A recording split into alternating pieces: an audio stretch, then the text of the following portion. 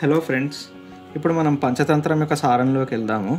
ఈ పంచతంత్రంకి main source కింద మేము విష్ణు శర్మ సంస్కృతంలో రాసిన పంచతంత్రాన్ని తీసుకున్నాము. దాంట్లో ఒక్కొక్క తంత్రాన్ని విపులంగా మనం చర్చించుకుందాం. పంచతంత్రంలో చాలా పద్యాలు ఉంటాయి. కొన్ని ముఖ్యమైన పద్యాలను మేము అలాగే ఉంచాము.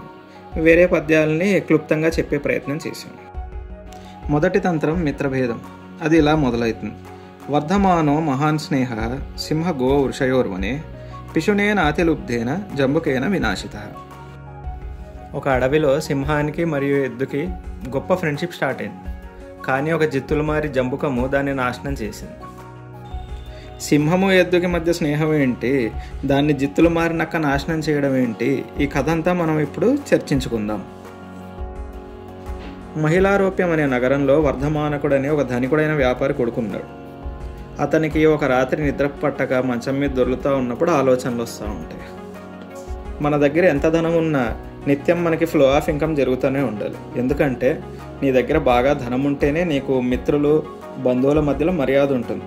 నీ దగ్గర ధనం ఉంటే అసలు మిత్రులు లేకపోయినా సరే మేము నీ మిత్రులం అనుకుంటూ వచ్చేస్తారు. చాలా విషయాలు సమకూరుతాయి. నీ దగ్గర ధనం లేకపోతే అసలు నిన్ను ఎవడూ గౌరవించడు.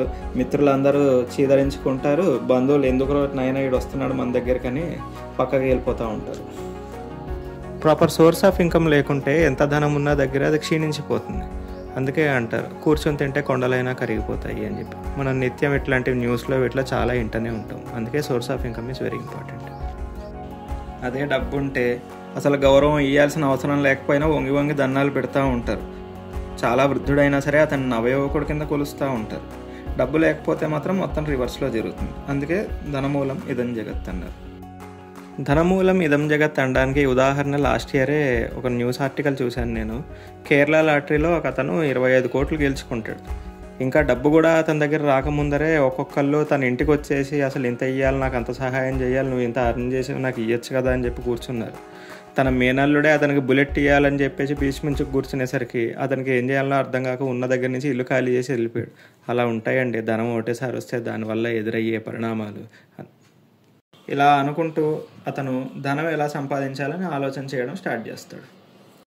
ధనార్జనకి 6 మార్గాలు: భిక్షాటన, రాజోద్యోగం, వ్యవసాయం, పాండిత్యం, ఉద్యోగం, లాస్ట్కి వచ్చేసి వ్యాపారం. భిక్షాటనలో గౌరవం అంతా చంపుకొని బతకాలి. రాజోద్యోగంలో వచ్చేసరికి రాజు ఎప్పుడు ఎలా ఉంటాడో ఎవడో చెప్పలేడు. శిరఖండనం కూడా జరిగిపోతుంది కొంచెం పొరపాటైనా. సో అది దాంట్లోని ప్రాబ్లము. వ్యవసాయం గురించి మనకు తెలిసిందే, ఆ కష్టాలు రోజు పేపర్లో చూస్తూనే ఉంటాము. ఇంకా పాండిత్యం వచ్చేసరికి అది చాలా కష్టంతో కూడుకున్న ప్రక్రియ. చాలా చదువుకోవాలి. ఆ తర్వాత అది ధనం దాని నుంచి రావచ్చు, రాకపోవచ్చు. ఉద్యోగం వచ్చేసరికి ఒకళ్ళ కింద పనిచేస్తూ ఉండాలి, వాళ్ళు చెప్పినట్టు నడుచుకుంటూ ఉండాలి. వాళ్ళతో భేదాలు వస్తే మళ్ళీ మొదటికే మోసం వస్తుంది.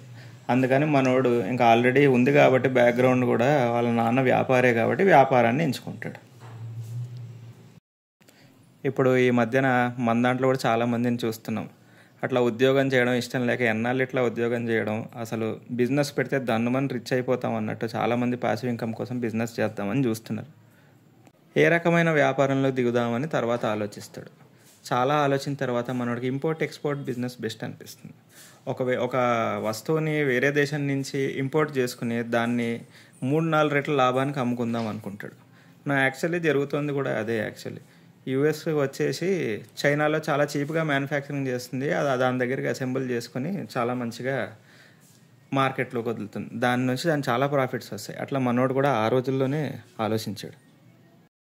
ఇంకా ఇంపోర్ట్ ఎక్స్పోర్ట్ బిజినెస్ చేద్దామని ఫిక్స్ అయ్యాక ఒక మంచి తిథి చూసుకుని ఆ రోజు తన తల్లిదండ్రుల దగ్గర, గురువుల దగ్గర ఆశీర్వాదం తీసుకుని సేవకుల్ని ఇంకా చాలా వస్తువుల్ని తనతో పాటు పట్టుకెళ్తాడు. వస్తువులు అంటే తెలుసు కదండి, మన ఎన్ఆర్ఐలు ఫారిన్కి వెళ్ళేటప్పుడు ఎంత ప్యాకింగ్ చేసుకుంటారు. అండ్ ఆ రోజుల్లో మనకి వీసాలు, కార్గోలు ఇవన్నీ బాధలు కూడా లేవు కాబట్టి చాలా వస్తువులు పట్టుకెళ్తారు. బండ్ల మీద పట్టుకెళ్తాడు. అతనితో పాటు చిన్నప్పటి నుంచి వాళ్ళ ఇంట్లోనే పెరిగిన 2 ఎద్దులు కూడా పట్టుకెళ్తాడు. ఆ 2 ఎడ్ల పేర్లు సంజీవకుడు, నందకుడు.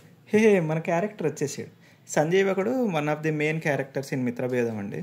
మిగతా క్యారెక్టర్స్ మరుసటి ఎపిసోడ్లో ఇంట్రొడ్యూస్ చేస్తాం. అంతదాకా సెలవు.